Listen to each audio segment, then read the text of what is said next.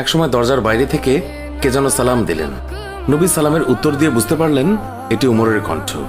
সে আশেপাশে তাকিয়ে দেখে কোনো বিবি নেই। উমরকে নবীর বিবিরাও ভয় পেতেন, কারণ ওনার বিচার সবার জন্য সমান। ওনার কাছে সবাই সমান, সবার জন্য সমান বিধান। মদ পান করার অপরাধে নিজের কলিজার টুকরো সন্তানকে ৮০টা বেত মেরেছে। এক রাত পেটাতে পেটাতে আহত করেছে, আরেক রাত পেটাতে পেটাতে দুনিয়া থেকেই শেষ করে দিয়েছে।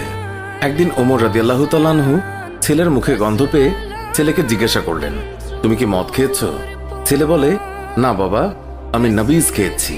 নবীজ হচ্ছে ১ কেজি দুধের মাঝে ১০-১২টা খুরমা সারা রাত ভিজিয়ে রাখলে খুরমার রস দুধে মিশে গিয়ে দুধের রং লাল হয়ে যায়, খেতে অনেক মজা, সেটাকেই বলে নবীজ। কিন্তু ১ রাতের বেশি ভিজিয়ে রাখলে সেটা নেশা দ্রব্যে পরিণত হয়। উমর রাদিয়াল্লাহু তাআলা আনহুর ছেলে ৪ রাত ভিজিয়ে রেখে তারই স্বাদ নেয়ার জন্য খেয়েছিল। ছেলের মুখে গন্ধ পেয়ে তাকে মসজিদে নিয়ে যায়। তখন জোহরের নামাজ হয়। উমর তার ছেলেকে মসজিদে নবীর পিলারে বাঁধে। ইমাম সাহেব নামাজের সালাম ফেরানোর পর উমর রাদিয়াল্লাহু তাআলা আনহু বলেন, নামাজের পর সবাই থাকবেন, গুরুদণ্ড আছে। নামাজের পর হাজার হাজার মানুষ অবাক হয়ে দেখলেন হযরত উমরের ছেলে পিলারে বাঁধা। অনেকেই ভাবল হয়তো একটু রাগ ধমক দেখিয়ে তিনি ছেড়ে দেবেন।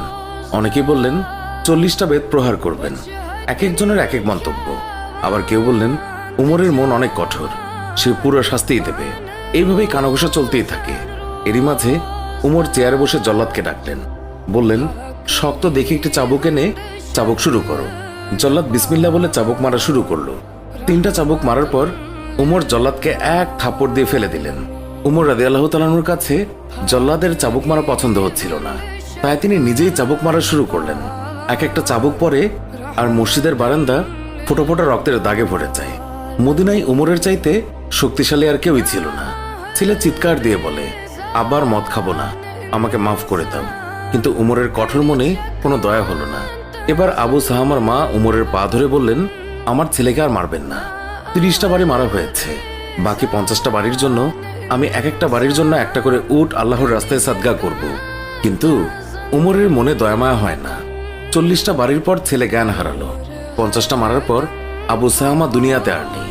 সবাই তখন নিস্তব্ধ হয়ে গেল। উমর রাদিয়াল্লাহু তাআলা আনহু রাগে গড়গড় করতে করতে বললেন, গোসল দে, জানাজা দে, কবর দে। কবর দেওয়ার পর ৫১ থেকে আবার কবরের উপর বাড়ি মারা শুরু করলো। এইভাবে ৮০টা বাড়ি শেষ করলো। শেষ করে আল্লাহকে বললেন, হে আল্লাহ, আমার ছেলে হওয়ার কারণে আমি বিচারে কোনো ছাড় দেইনি, একটা চাবুকের বাড়িও কম দেইনি। কিয়ামতের দিন তুমি আমাকে জালিমদের কাতারে দাঁড় করাতে পারবে না। আমিন।